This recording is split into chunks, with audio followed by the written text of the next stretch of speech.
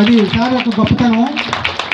సందర్భంగా రాష్ట్ర వ్యాప్తంగా సిఐటియు కమిటీలన్నీ మరి రక్తదానం అనేది చేస్తున్నారు కార్యకర్తలందరూ.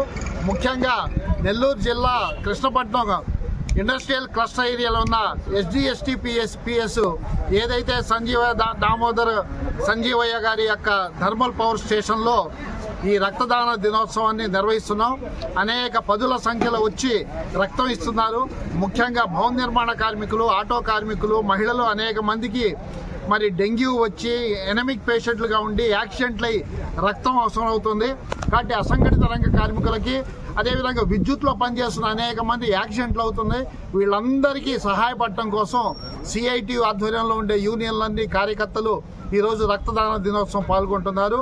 దాంతోపాటుగా మరి ఏదైతే ఈ జెన్కోలో ఉండే సమస్యలపైన కూడా మరి మొన్న MD గారికి, ఇప్పుడు CE గారికి విన్నవించడం జరిగింది.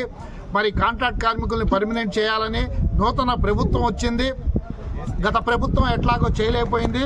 ఇప్పుడు తెలుగుదేశం ప్రభుత్వం అన్నా సరే ఈ జెన్కో కాంట్రాక్ట్ కార్మికుల్ని పర్మనెంట్ చేసి మరి తెలంగాణ తరహా థర్డ్ పార్టీ మరి లేకుండా, మధ్యవర్తులు లేకుండా డైరెక్ట్ పేమెంట్ ఇవ్వాలని చెప్పేసి, వేతనాలు పెంచాలని చెప్పేసి, ESIPF అమలు చేయాలని చెప్పేసి, ఇన్సూరెన్స్ 25 లక్షలు చేయాలని చెప్పేసి సమస్యలపైన మరి కార్యక్రమాలు నిర్వహిస్తున్నాం.